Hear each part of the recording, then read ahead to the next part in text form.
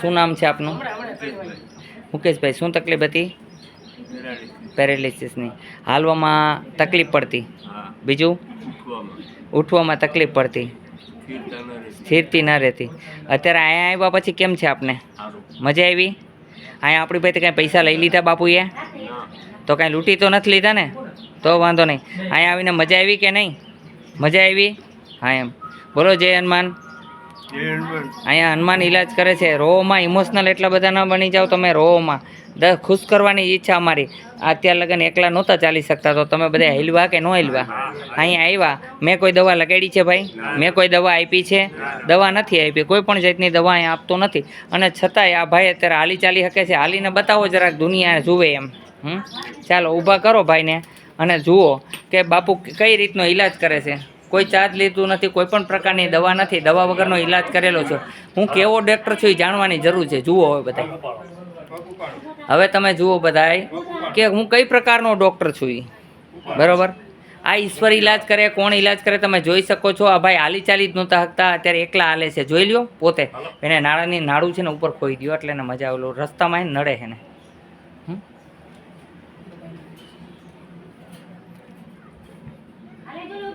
ઓલા doctor કોઈ પણ ભૂલ કરે તો એને કાંઈ કહેવાતું નથી. આ કોઈ ભૂલ ન હોવા છતાંય કોઈ પણ અમને નામ મળી શકે છે ખરાબ. હા, પણ અમારો ધ્યેય એક જ છે, જગત કલ્યાણ. એ જ અમારું કલ્યાણ છે. કોઈ સ્વાર્થ નથી, કોઈ પૈસા પડાવી લેતા નથી. અને જે કાંઈ પૈસા આપે, હું ઈશ્વરના સોગંદ ખાઈને કહું છું કે જે દાન પેટીમાં મૂકે છે, ઢગલો એક થાય તો હું નથી રાખતો.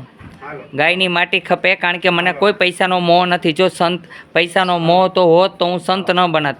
હું પૈસા લઈ શકું છું માણસો પાસેથી ધારું તો, પણ મને એવું આવડતું નથી. એક જ ઈચ્છા છે, જગત કલ્યાણ, મારું કલ્યાણ. તમે જોઈ શકો છો અત્યારે કઈ પોઝિશનમાં આવ્યા હતા. ડૉક્ટર આ પરિસ્થિતિમાંથી ઊભા ન કરી શકે. કરી શકે ભાઈ? તમે કેટલા ટાઈમથી મહેનત કરતા હતા? 3 મહિનાથી મહેનત કરતા હતા. અને અહીંયા તમે જોઈ શકો. હવે આ બેનને ચિકનગુનિયા છે. કેટલા ટાઈમથી છે બેન? 6 મહિનાથી બેનને ચિકનગુનિયા છે. તમે લાઈવ વિડીયો જોઈ શકો છો. એમની હાલત ખરાબ છે. અત્યારે હાલો જોઈએ બેન જરાક. જુઓ કઈ રીતના હાલે, તમે જુઓ.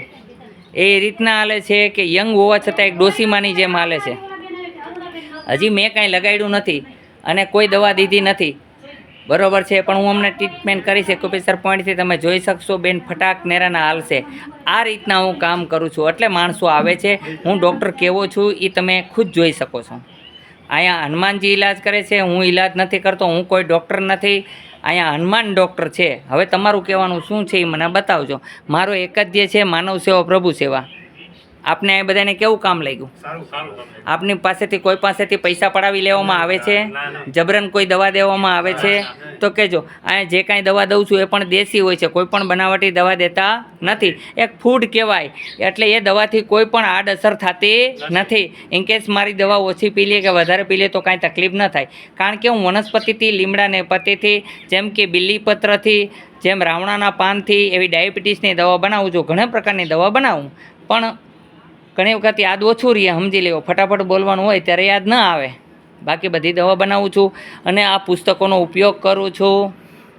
આ તમે જોઈ શકો છો. આ 3 પુસ્તક છે, એનો પણ મેં અભ્યાસ કરેલો છે. સરક સંહિતા છે, આર્ય અભિષેક છે, આરોગ્ય અંડંગ છે. આ બધા પુસ્તકોનો અભ્યાસ મેં કરેલો છે. બરાબર છે? અને એને મારફત હું દવા બનાવું છું. બીજું તો મારે જન્મજાતિ કોઠા સૂટ છે, જેને કારણે અમુક વનસ્પતિમાં હું પુસ્તકનો ઉપયોગ નથી કરતો. જેમ કે દુખાવાની જે કાંઈ દવા બનાવું છું ને જે ટ્રીટમેન્ટ કરું છું એમાં કોઈ પુસ્તક કે કોઈ પાસેથી હું શીખેલો નથી. જાતે કોઠા સૂટથી હું બધો ઈલાજ કરું છું. બોલો જય હનુમાન.